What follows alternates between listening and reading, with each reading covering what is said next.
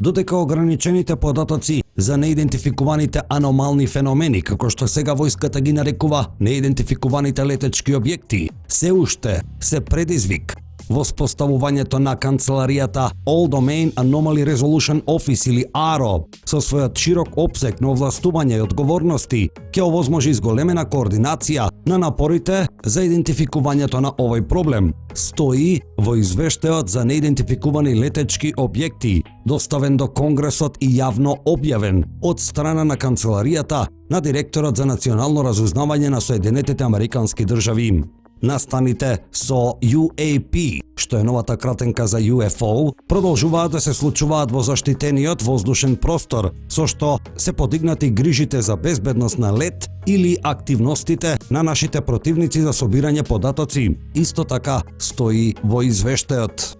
Во извештајот објавен во јуни 2021 се тврдеше дека од пријавени 144 случаи со неидентификувани летечки објекти, разрешен бил само еден случај, а во новиот извештај, објавен на 12 јануари 2023 година, на таа бројка од 144 се додадени уште 366 нови случаи кои припадниците на војската ги пријавиле.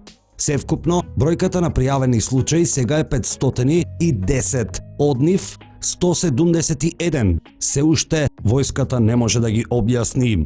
Некои од овие неидентификувани аномални феномени покажуваат необични карактеристики или перформанси на лет и способности кои бараат дополнителни анализи, стои во извештајот.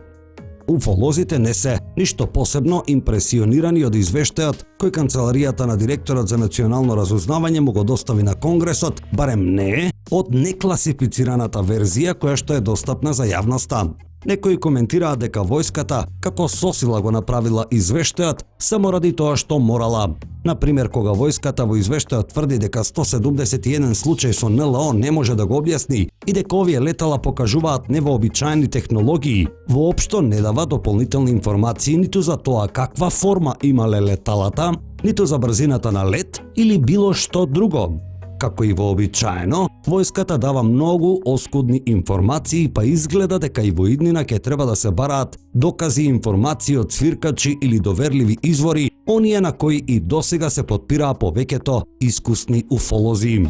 Едно е евидентно од новиот извештај, а тоа е дека бројот на пријавени случаи со НЛО од страна на воедните припадници се зголемува, но и бројот на необјаснети случаи исто така е доста голем. Фактот дека има повеќе пријавени случаи зборува за намалувањето на стигмата меѓу припадниците на војската и дека се повеќе се охрабруваат да ги пријавуваат ваквите случаи. Реакцијата од медиумите исто така е поголема, односно се повеќе меинстрим медиуми зборуваат за оваа тема и известувањето за извештајот е зголемено.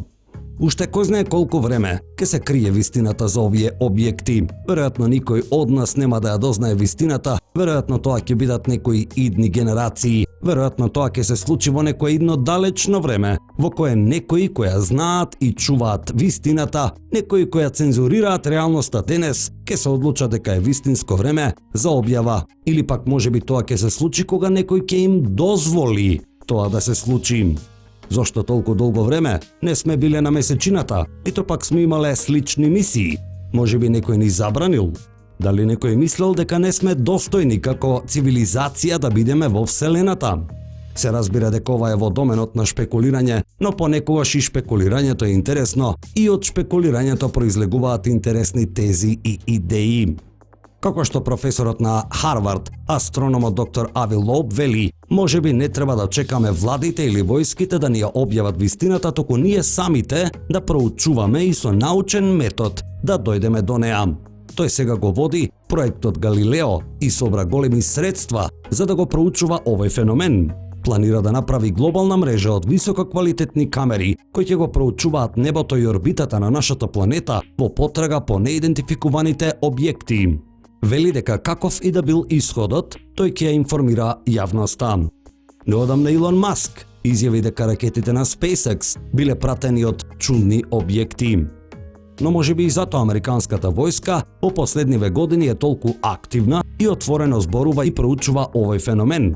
Бидејќи денес многу земји имаат можности за истражување на Вселената и многу приватни компании го прават истото, па тогаш како војската ќе го задржи монополот на менаџирање на оваа тема?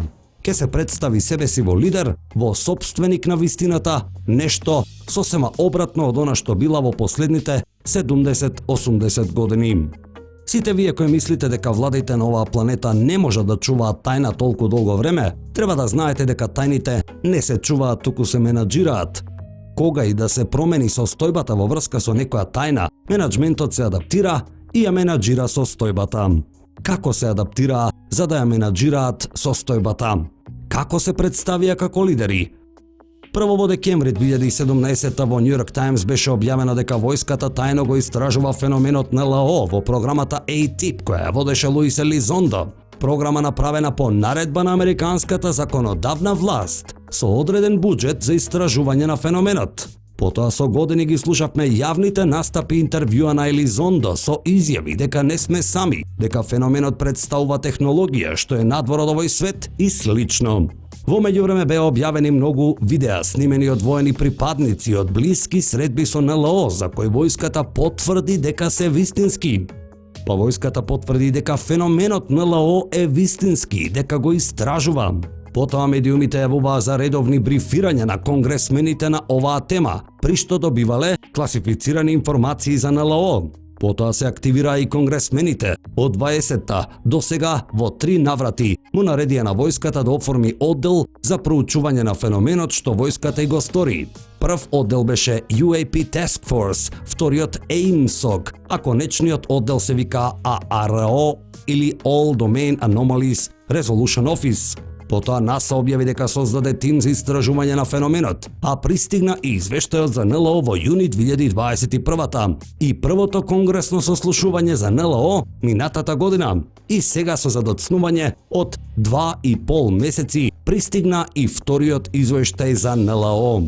Со ова, сите уфолози, сите истражувачи на феноменот, целата јавност се свртеа кон војската за да добијат нови информации. Односно сите сега чекаат вести во врска со овој феномен од војската. На тој начин состојбата е менаџирана. Сега веќе преовладува атмосфера во која ако некој уфолог не известува за оваа тема преку призмата на менаџерите, тогаш тој може да биде обележан за шпекулант или несериозен истражувач. Но можеби сето ова има и благородна цел. Можеби вистината на вистина ќе биде обелоденета.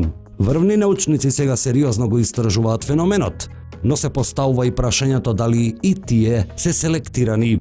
Истото прашање се поставува и со истражувачките новинари кои се повеќе се вртат кон овој феномен. Една од најчудните работи е што, например, сите видеа што беа објавени и сите воени припадници кои јавно излегоа во јавноста во последните години со изјави и интервјуа за блиски средби со НЛО, се од морнарицата, ниту еден од Air Force. Дали менаџирањето се врши преку една бранша на војската само ради тоа што така е полесно, или дали Air Force се во конфликт со морнарицата кога се работи за оваа тема? Морнарицата очигледно е далеку поотворена, а воздухопловните сили се сосема затворени за оваа тема. Со оглед на тоа дека овие две бранши се најприсутни во воздушниот и поморскиот простор, тие се браншите на американската војска со најмногу информации за феноменот. Извештајот кој е објавен во декласифицирана форма, воглавно го пишува истото од минатиот извештај и се разбира дека ова не е најдоброто што војската го има како информации, а нам што ни преостанува ништо друго, освен и натаму да се надеваме на повеќе информации и прецена научни докази. Кога се зборува за научни докази, ве упатувам на ново објавено видео од војската на Чиле. Тоа е старо видео, но сега објавено во целост и со висока резолуција, на која се гледа неидентификуван летечки објект, кој со обична камера е потполно невидлив, но кога пилотот ја менува камерата на инфрацрвено, јасно се гледа објект кој испушта некаков газ во воздухот. Видеото е достапно на многу канали на YouTube. А да се навратиме уште малку на извештајот за НЛО, објавен од канцеларијата на директорот за национално разузнавање на САД. И да слушнеме како поранешниот директор за национално разузнавање, кој беше повикан од Fox телевизијата да даде свој коментар за извештајот, одговара на едно просто и директно прашање од новинарот. So, John, treat us like an adult here. You've seen the intel. It's January 15th in the year 2023. Are aliens real? Good. Well, I can't talk to you about, any potential alien life, so I'll just leave it at that. There you go. Одговорот на поранешниот директор за национално разузнавање, Џон Редклиф, кој во оваа служба беше од 2020 до 2021, е толку добар, што навистина заслужува да го слушнеме уште еднаш. So, John, treat us like an adult here. You've seen the intel. It's January 15th in the year 2023. Are aliens real? Good. Well, I can't talk to you about, any potential alien life, so I'll just leave it at that. There you go.